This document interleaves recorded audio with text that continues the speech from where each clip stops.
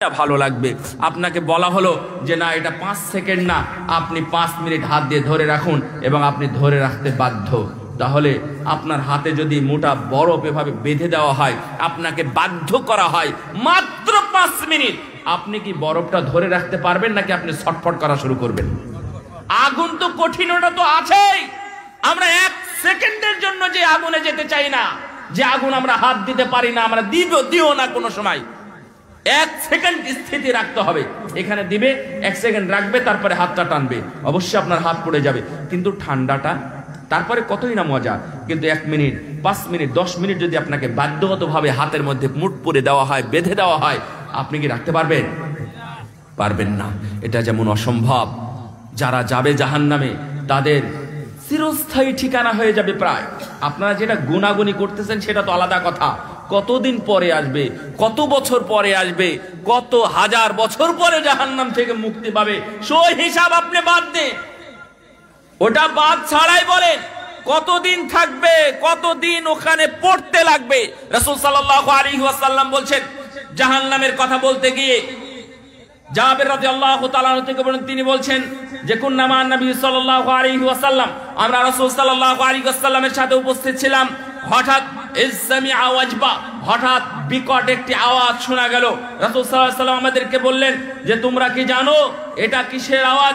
আমরা বললাম না, আমরা জানি না, আল্লাহু ওয়া রাসূলুহু আলাম, আল্লাহ এবং তার নবী ভালো জানেন। রাসূল সাল্লাল্লাহু আলাইহি ওয়াসাল্লাম বললেন হাদা হাজার, এটা হলো একটি পাথরের আওয়াজ, যেই পাথরটা রুমিয়া ফিন্নারে মুনদু 70 খরিফা, আজ থেকে নিয়ে 70 বছর পূর্বে, আজ থেকে নিয়ে 70 বছর পূর্বে জাহান্নামের মুখ বরাবর একটি পাথর নিক্ষেপ করা হয়েছিল জাহান্নামের মুখে।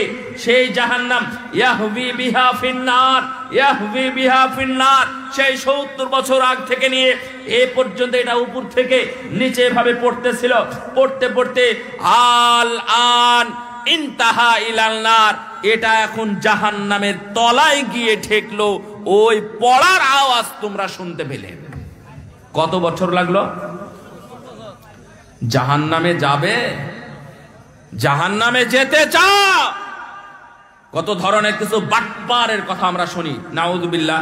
এই ধরনের ভাষা জালসাতে না বলাই ভালো, কিন্তু এগুলো আসলে ভালো মানুষ না। আল্লাহ যদি সন্তুষ্ট হয়ে জাহান্নাম দেয় তাহলে জাহান্নামে যেতেই রাজি আছি, নাউযুবিল্লাহ। আল্লাহ রাব্বুল আলামিন বান্দার উপর সন্তুষ্ট, আবার তাকে জাহান্নামে দিবেন, এটা কি আপনারা বিশ্বাস করেন? ছি ছি ছি ছি। আল্লাহর ব্যাপারে তাদের হুসনুল যন্নি বিল্লাহ একটা অধ্যায় আছে আকীদাতে।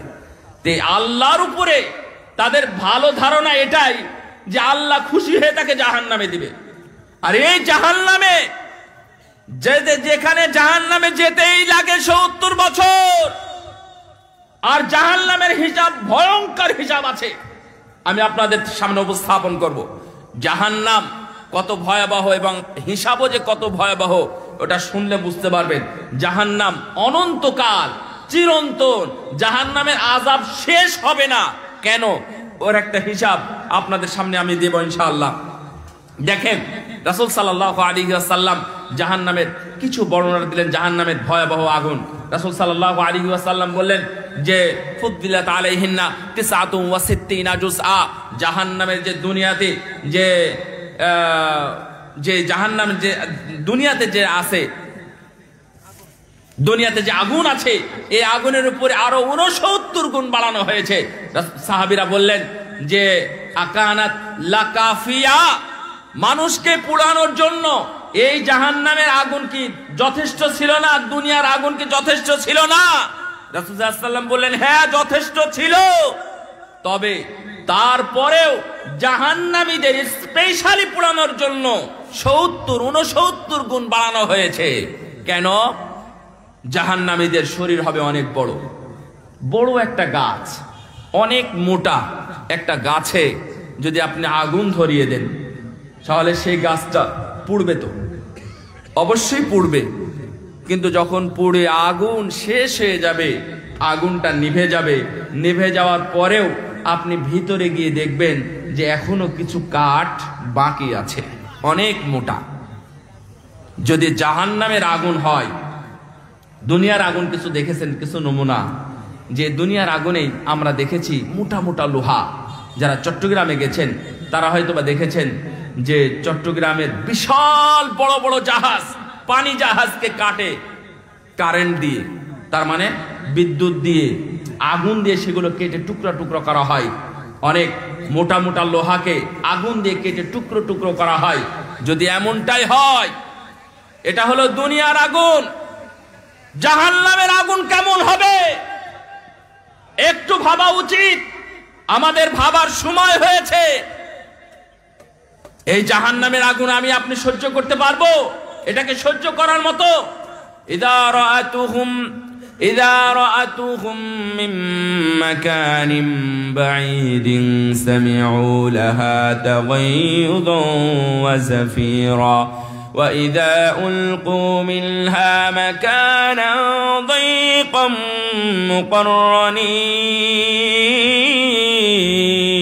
مقرنين دعوا هنالك ثبورا لا تدعوا اليوم ثبورا واحدا وادعوا ثبورا كثيرا। কিয়ামতের দিন জাহান্নাম যখন অপরাধীদের দেখবে তখন সে গড়গড় আওয়াজ করবে, ভয়ঙ্কর আওয়াজ করতে থাকবে। জাহান্নামীরা দেখে ভয় পাবে, বলবে ওই তো জাহান্নামকে নিয়ে আসা হচ্ছে। জাহান্নামকে নিয়ে আসবে 70 কোটি 49 কোটি ফেরেশতা, 70,000 লাগাম থাকবে, এক একটি লাগামে 70,000 করে ফেরেশতা থাকবে। 70,000কে 70,000 দিয়ে গুণ দিলে হয় 49 কোটি। 49 কোটি ফেরেশতা সেই দিন টানতে টানতে জাহান্নামকে নিয়ে আসবে, আওয়াজ করতে থাকবে, ভয়ঙ্কর আওয়াজ। এই আওয়াজ দেখে জাহান্নামীরা আরো বেশি ভয় পাবে, অপরাধীরা আরো বেশি ভয় পাবে। তখন বলবে পালাই, তো জাহান্নাম আসতেছে, পালা, এখানে আর থাকা যাবে না। আল্লাহ রাব্বুল আলামিন তখন বলবেন খুদু, ওদেরকে ধর। এই জাহান্নামীরা কোথায় যা, কোথায় যাবি? ওদেরকে ধর, ধরে ধরে শিকল দিয়ে বাঁধ। 70 গজ বিশিষ্ট শিকল দিয়ে তাদেরকে বাঁধা হবে। বেঁধে বেঁধে জাহান্নামের ভিতর তথা মাঝখানে জাহিম, যেটা এই জাহিম নামক জাহান্নাম থাকবে মাঝ বরাবর। এই মাঝ বরাবর জাহান্নামের মধ্যে গিয়ে তাদেরকে নিক্ষেপ কর।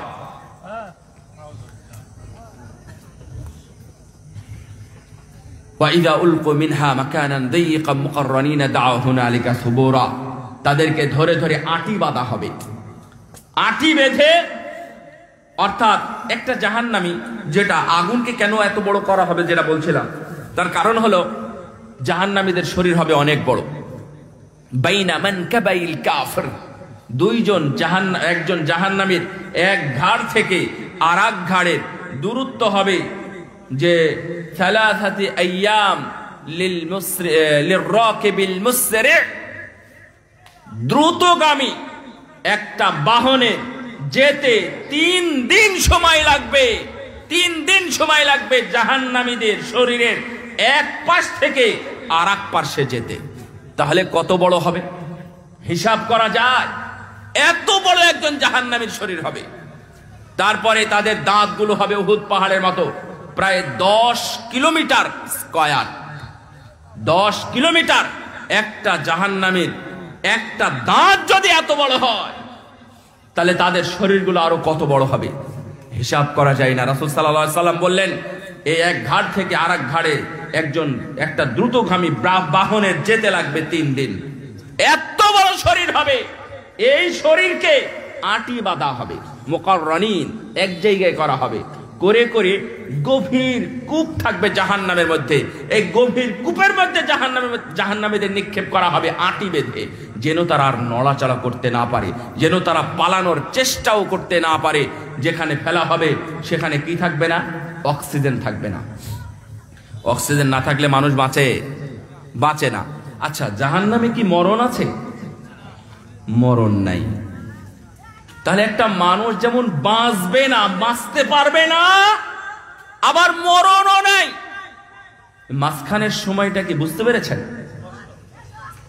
বহুত কষ্ট, বহুত কষ্ট। একজন মানুষ মরতে চাচ্ছে, অর্থাৎ মুমূর্ষ অবস্থায় সে মরতেওছে না, মারাও যাচ্ছে না, আবার কষ্টও পাচ্ছে।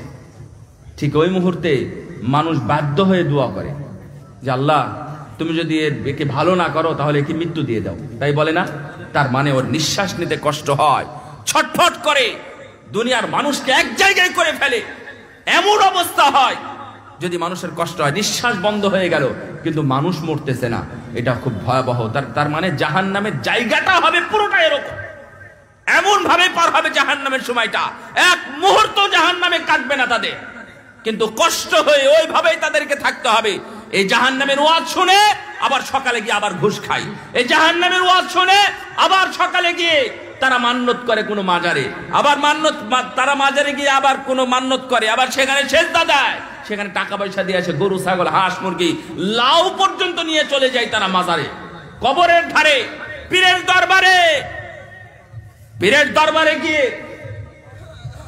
দরবারে গিয়ে তারা সেখানে পীরকে সেজদা করে। বলে ইয়াযু বিল্লাহ। সম্মানিত উপস্থিতি, আমার দ্বীনি ভাইয়েরা, আমি বলেছিলাম যে জাহান্নাম এবং জান্নাত এর বর্ণনা আপনি কোন পর্যন্ত নিয়ে যাবেন? রাসূল সাল্লাল্লাহু আলাইহি ওয়াসাল্লাম জাহান্নামের ভয়াবহ বর্ণনা দিয়েছেন। রাসূল আল্লাহ রাব্বুল আলামিন বলছেন, ইন্না জাহান্নামা কানাত মিরসাদা লিত-তাগীন মাআবা। জাহান্নাম ওত পেতে আছে। ওত পেতে কখন থাকে? শত্রুদের জন্য ওত পেতে থাকে আর এক শত্রু, শত্রুদের জন্য ওত পেতে থাকে, সেনাবাহিনী ওত পেতে থাকে আর এক শত্রুর জন্য। জাহান্নাম এভাবে ওত পেতে আছে। কেমন? আয় তারপরে দেখাবো। জাহান্নাম এইভাবে প্রস্তুতি নিয়ে আছে জাহান্নামীদেরকে খাওয়ার জন্য, জাহান্নামীদের শাস্তি দেওয়ার জন্য, আগুন দিয়ে পিষার জন্য প্রস্তুত হয়ে আছে। লিত-তাগীন, যারা সীমা লঙ্ঘন করে। এখন আপনি এই একটা কথাতে সবকিছু পার হয়ে যায়, সবকিছু বোঝা যায় যে লিত-তাগীন যারা সীমা লঙ্ঘন করে, সীমা লঙ্ঘনকারীদের জন্য জাহান্নাম ওত পেতে আছে। আপনি কেমন? আপনি কি মুমিন নাকি সীমা লঙ্ঘনকারী? আপনি সালেহ নাকি সীমা লঙ্ঘনকারী? আপনি কি মুসল্লি নাকি সীমা লঙ্ঘনকারী? আপনি একটু চিন্তা করেন। এবং এই সীমা লঙ্ঘনকারীদের জন্য জায়গা হবে মাআবা, তাদের জায়গায় হবে এই জাহান্নাম। সুতরাং আমরা যে কোনো বিধানের ক্ষেত্রে আমরা যেন সীমা লঙ্ঘন না করি, কোনোভাবেই যেন আমাদের দ্বারা সীমা লঙ্ঘন না হয়ে যায়, কোনো পার্সোনাল ব্যক্তিগত কোনো পাপ যেন আমাদের দ্বারাতে না হয়।